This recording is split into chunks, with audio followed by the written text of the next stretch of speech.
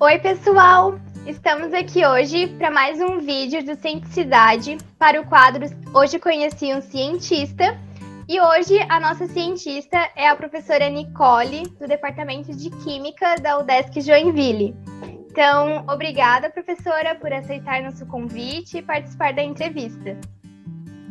Primeiramente, queria agradecer a Elisandra, que conduz essa entrevista, agradecer imensamente a todos do projeto Cientificidade, especialmente ao professor Breno, que lidera esse projeto de extensão.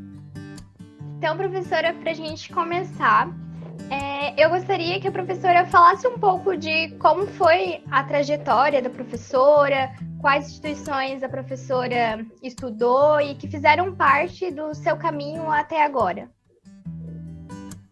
Então, em relação à minha trajetória acadêmica, formação acadêmica, eu prestei o vestibular na Federal do Paraná, aqui em Curitiba, e também, paralelamente, eu prestei vestibular na chamada Universidade Federal Tecnológica do Paraná, que naquela ocasião se chamava Cefet, que é voltado para cursos técnicos.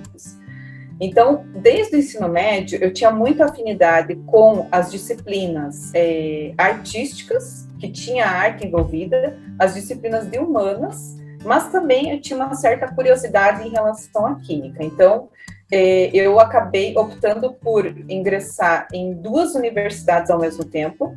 Eu comecei 2 cursos de graduação ao mesmo tempo, e um deles era focado na parte de design imóveis, porque eu gostava dessa questão de arquitetura, decoração, né, questão da estética, e também eu comecei o curso de licenciatura e bacharelado em Química na Federal do Paraná. Do segundo para o terceiro ano de graduação, eu senti o peso de conduzir 2 cursos que envolviam campos do conhecimento, de certa forma, diferentes. Então, é como se eu tivesse desenvolvendo uma parte do cérebro de manhã e outra parte do cérebro à noite, porque era muito diferente. E também aconteceu que eu ficava horas a fio fora de casa. Eu passava basicamente desde as 6 da manhã até meia-noite fora de casa, para daí poder voltar para casa. Então, eu realmente fiquei muito exaurida e resolvi, então, conduzir os meus esforços somente para o curso de licenciatura e bacharelado em Química. Então, eu fiz esse curso na Federal do Paraná. Depois de um tempo, cerca de 1 ano e meio que eu me formei, eu optei por fazer uma especialização em psicopedagogia clínica institucional, justamente pelo meu interesse já na questão de ensino. Depois dessa especialização, eu já estava em vias de fazer a defesa do trabalho final, e aí eu prestei, então, a seleção do mestrado em Ensino de Ciências e Matemática também na Universidade Federal do Paraná, que era o mestrado que ia ser a primeira vez que ia acontecer. Então, eu tentei esse mestrado para a primeira turma. Fiz esse mestrado e logo no final desse mestrado, eu continuei com a minha orientadora de mestrado um trabalho que envolvia uma bolsa de professor de educação básica. Então, eu fiquei mais ou menos 1 ano e meio fazendo parte desse grupo, ainda com uma pesquisa, e, paralelamente, eu estava me preparando para prestar a seleção para o doutorado. E nesse período eu acabei entrando na UDESC como professora colaboradora, e aí comecei a rever meu projeto de doutorado, achei que não estava bom, levou um tempo, e aí somente em 2015 que eu fui aprovada no doutorado na Faculdade de Educação da Universidade de São Paulo, que tem a linha de ensino de ciências e matemática, e aí cursei esse curso de doutorado e terminei recentemente, eu terminei em março de 2020. Então, muito da trajetória acadêmica que eu tive se deve à Universidade Federal do Paraná e também à USP recentemente, no qual concluí o doutorado. E agora a professora atua como professora e também pesquisadora. E eu gostaria então de saber qual que foi essa motivação que a professora teve para se tornar uma professora na universidade querer pesquisar na sua sub-área, que é o ensino de química. Então, qual foi a motivação que a professora teve lá atrás para agora estar fazendo isso? Então, é engraçado que eu preciso rememorar questões da infância para poder destacar da onde que surge, e são vários eventos que que acontecem na tua vida que acaba te inclinando para determinada área, determinada profissão.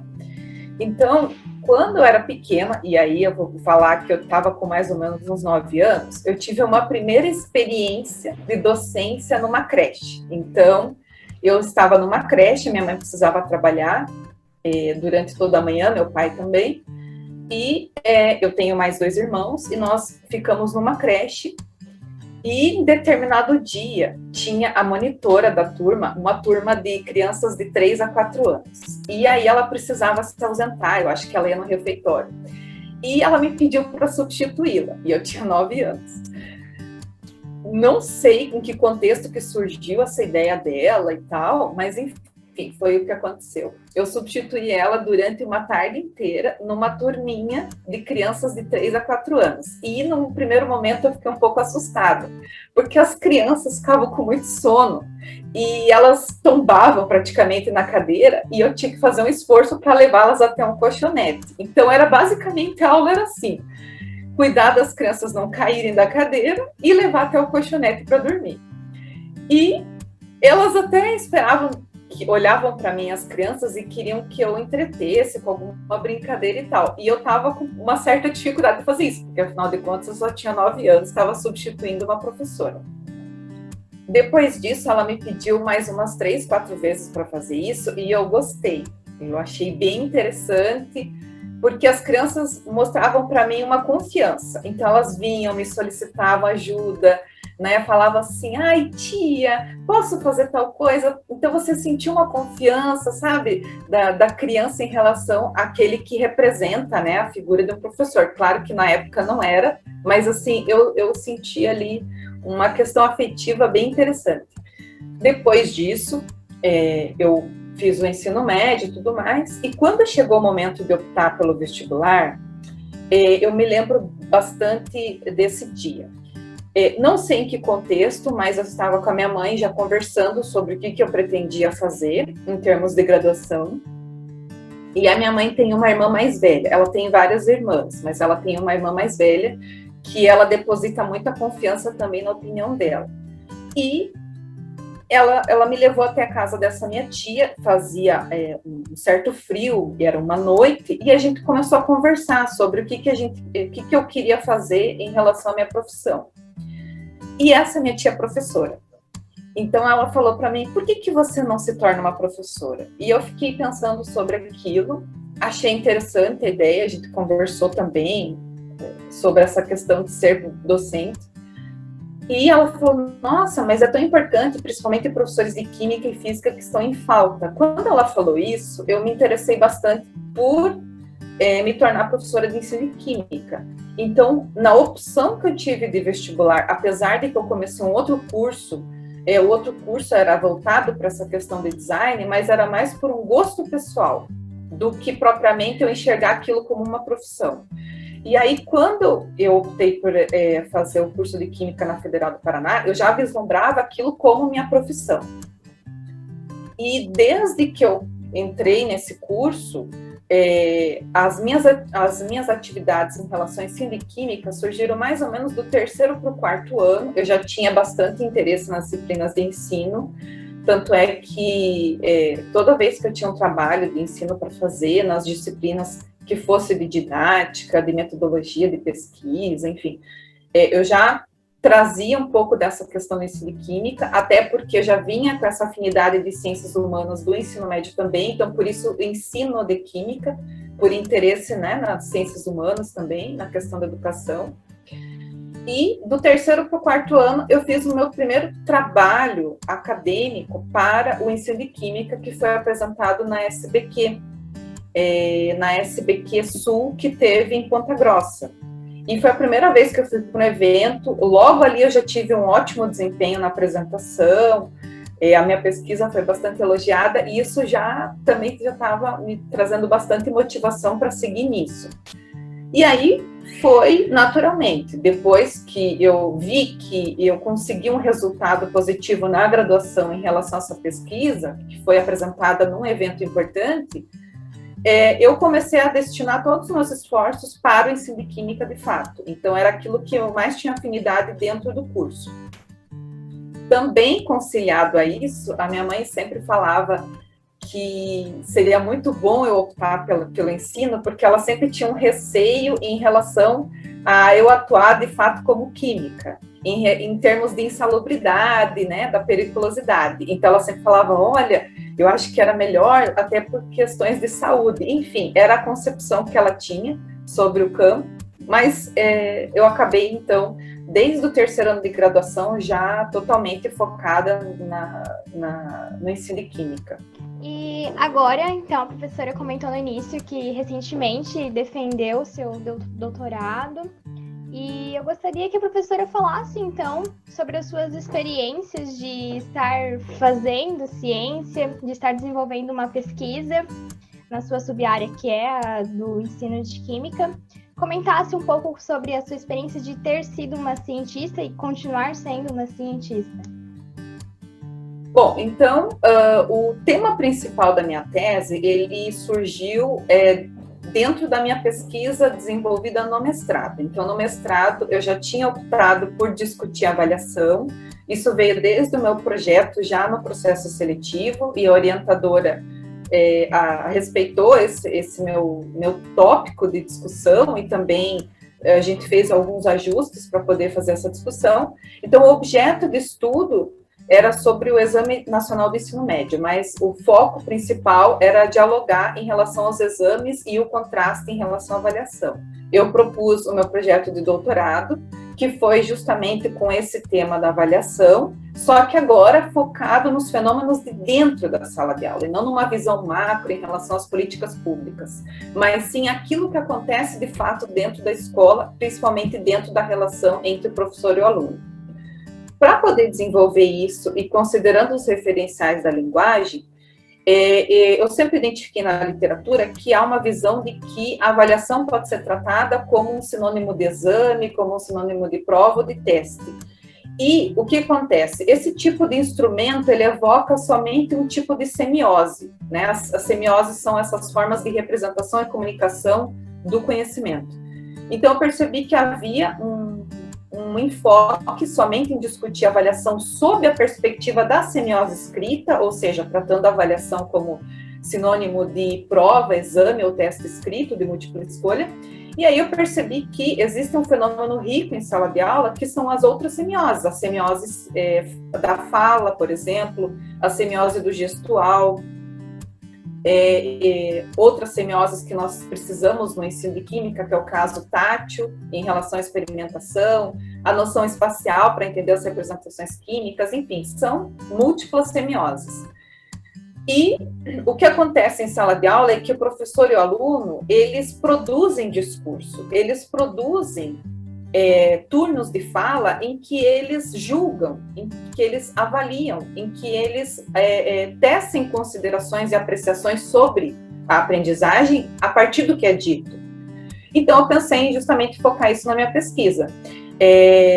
Analisar a avaliação dentro dos fenômenos da linguagem, ou seja, dentro da produção do discurso, e não somente a partir dos instrumentos que o professor muitas vezes considera que limitam essa avaliação, através de provas, testes, exames. E, na verdade, pensar nesse fenômeno discursivo como uma das formas de entender essa avaliação que ocorre em sala de aula, que muitas vezes o professor nem considera na sua própria avaliação. Então, eu usei referenciais que já analisavam a produção de discurso dentro de sala de aula e que já reconheciam a avaliação como um fenômeno discursivo, como um fenômeno que é produzido discursivamente, que não está só limitado a provas, testes e exames. Bom, e aí, a partir disso, eu justamente quis analisar duas sequências didáticas de professoras que são parceiras na pesquisa, que eu já conhecia de longa data, até para elas se sentirem à vontade em sala de aula. Fiz esses registros e então analisei em que momentos, em que circunstâncias, em que contexto a avaliação era produzida discursivamente, através de categorias analíticas que fossem complementares. Então, eu usei várias categorias analíticas sobre movimentos e atos discursivos, sobre abordagem comunicativa, sobre concepções de avaliação, propósitos de avaliação. Então, um conjunto de categorias analíticas que são complementares e que me ajudariam a identificar e caracterizar essa avaliação produzida no discurso.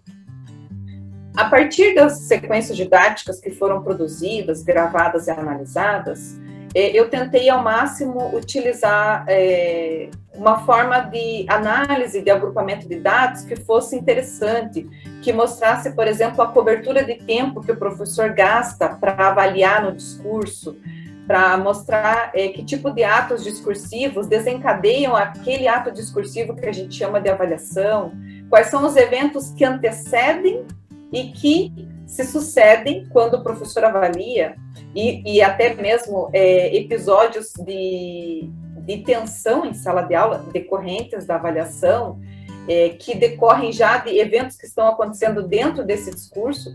Então, é através desse conjunto de informações que eu pude analisar, então, a avaliação produzida discursivamente.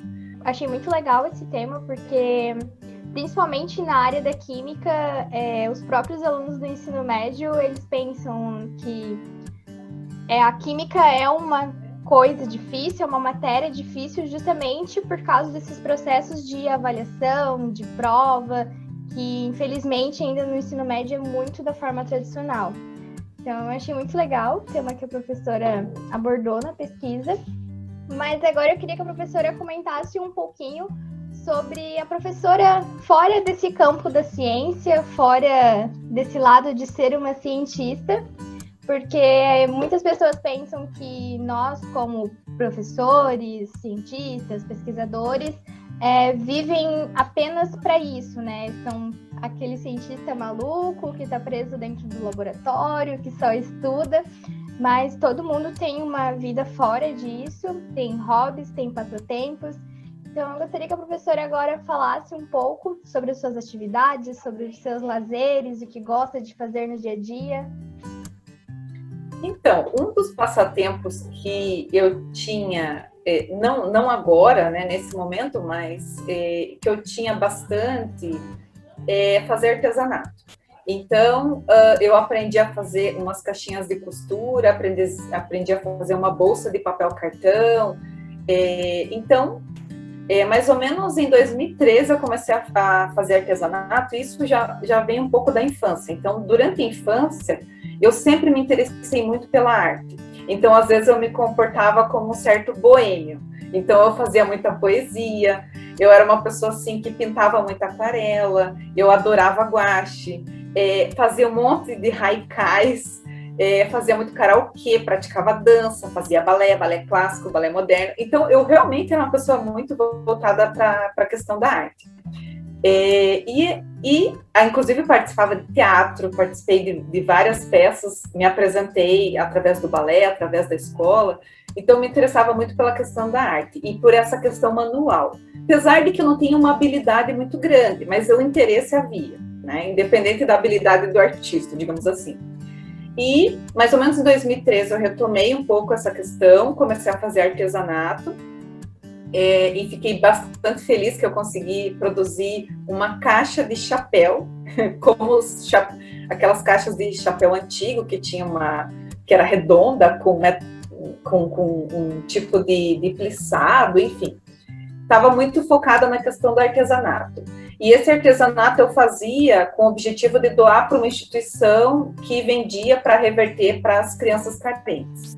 Bom, outro passatempo que eu tive é a dança. Então, eu tive esse momento que eu fiz balé clássico, moderno, quando era menor, quando era pequena. Depois de um tempo, né, vou confessar aqui, eu dançava break. Então, eu dancei break mais ou menos dos 15 até os 18 anos. E me machucava muito, porque você tem que se ralar no chão, né? Eu me enchia de hematomas. Então, eu adoro dança também. E aí, quando eu fui começar as atividades de academia, eu tentava inserir um pouquinho da dança. Não no começo, mas depois de uns anos eu consegui inserir. Então, assim, aquelas aulas que você tem na academia, assim, tem uma zumba, tem não sei o quê, eu ia lá e fazia um pouquinho. Gosto de ouvir música também, adoro música, sou bastante ligada à música. Comprava muitos CDs, meu Deus, os meus primeiros dinheirinhos que eu conseguia, comprava horrores de CDs e tudo. E no momento atual, meu passatempo principal tem mais ou menos quase 7 quilos, né, que é meu bebê. E, assim, eu até estou tentando aprender agora umas cantigas, porque realmente eu não tinha muito repertório de cantiga de criança. Digamos que na minha família fazia muito tempo que não se via criança, eu não convivo com tanta criança assim. Então, quando, né, o bebê nasceu, me perguntaram que música você vai cantar para ele. Eu falei, gente, eu não sei de nenhuma. Tive que aprender Brilha, Brilha, Estrelinha, né, Alecrim Dourado, enfim, retomar algumas cantigas aí. E agora estou esperando ele crescer um pouquinho para ver que tipo de passatempo que eu vou criar com ele. Mas eu estou querendo criar algum passatempo com ele que seja focado na arte, que estimule essa parte artística nele também, que ele possa pintar, enfim, fazer pipa, por exemplo, esse tipo de coisa. É muito legal a gente descobrir esse outro lado dos professores, dos cientistas. Então, agora, para a gente finalizar, eu gostaria que a professora deixasse um recado para as pessoas que acompanham Cienticidade nas redes sociais, especialmente os alunos da educação básica, do ensino médio, que talvez tenham essa vontade de se tornar um cientista, de se tornar professor. Então, que mensagem que a professora deixaria para eles seguirem essa vontade ou pensarem no seu futuro? O que a professora gostaria de dizer? Eu diria para esses estudantes que, independente do que está por vir, que a gente muitas vezes até tem um certo controle, mas também não tem tanto controle assim, que se prepare para esse futuro, que se empenhe ao máximo para esse futuro, porque as oportunidades elas vão surgir para muitos campos do conhecimento. Então, o conselho que eu dou é sempre se prepare, se dedique, tenha disciplina, considere que a educação realmente transforma a vida das pessoas, que a educação ela realmente conduz a pessoa para uma vida melhor e se empenha ao máximo dentro das oportunidades que a vida lhe apresenta. E o que está por vir é mais uma colheita em relação ao que você plantou, mas você tem que fazer o plantio. E para isso você tem que ter esforço, você tem que ter disciplina. Então a gente vai ficar por aqui. Eu agradeço muito, muito a professora novamente por ter aceitado o nosso convite, participado dessa entrevista hoje para o Cienticidade. E eu peço para que vocês que acabaram de ouvir esse recado, que continuem ligados nas redes sociais do Cienticidade, no YouTube, no Facebook, no Instagram, que assim como esse, vai vir mais outros vídeos por aí para a gente conhecer um pouco dos cientistas e também das outras séries. Então, é isso, pessoal. A gente fica por aqui. Eu agradeço pela participação da professora. E é isso, até a próxima. Beijos e se cuidem!